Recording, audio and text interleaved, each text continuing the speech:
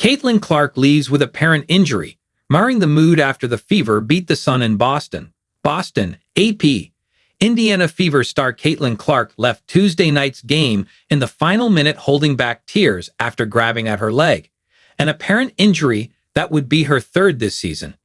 Clark walked back downcourt, holding her right groin, after assisting on the Fever's final basket of an 85-77 victory over the Connecticut Sun in front of a sold-out crowd of 19,156 at the TD Garden in Boston.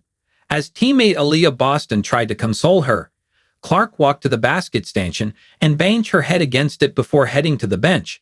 During the timeout, she covered her head with a towel and appeared to be holding back tears.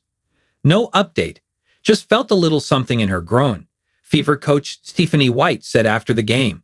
We'll get it evaluated and see what happens from there.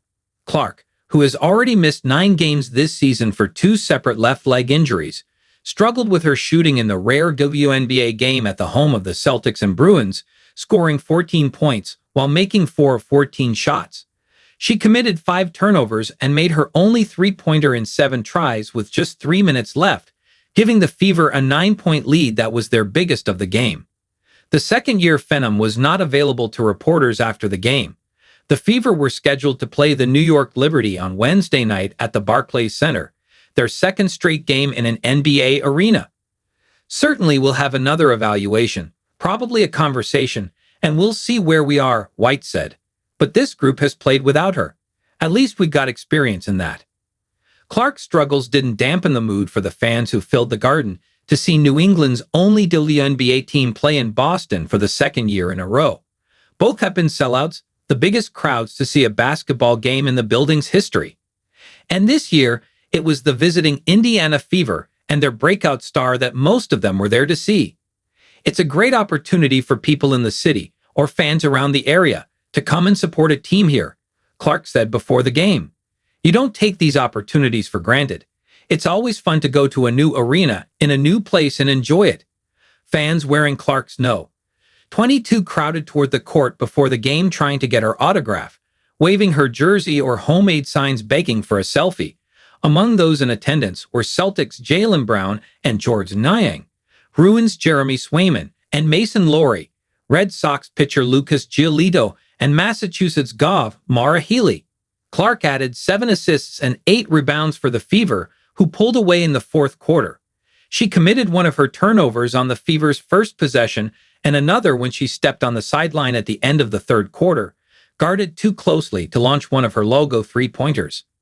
Clark said before the game that she took time to appreciate the opportunity to play in a building where so much basketball lore had been written.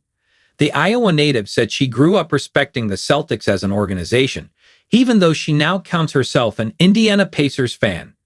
The Celtics are one of the premier organizations of the NBA, she said. And having won a championship 2 years ago now, it's kind of cool to just be in this building and surround yourself with the greatness that has played in this arena. The Celtics won it all in 2024, shooting an NBA record number of 3-pointers, something Clark, whose long-distance shooting made her a breakout star for the Hawkeyes and in her first 2 years in the WNBA, could appreciate. I'm a Pacers fan. I just want to make that clear. But as I've been growing up, they've been a fun team to root for, she said. They're really fun to watch. They shoot a lot of threes, which maybe people make an argument against. But for myself, I think that's fun. I enjoy that. I think it's a great style of basketball. Clark said she had never been to Boston and would have liked to take in a Red Sox game at Fenway Park, but baseball is off for the All-Star break. It seems like an amazing city, she said. I would love to come back here and explore a little bit more in the history of it and all the amazing things that you can do. That could be a while, because the city that is home to an unprecedented 18 NBA championships doesn't have a team in the WNBA. The Sun are the league's sole representative in New England, the birthplace of basketball. Boston, a 3-time Massachusetts Player of the Year while at Worcester Academy before winning an NCAA championship at South Carolina, said she believed her namesake town could support a WNBA team.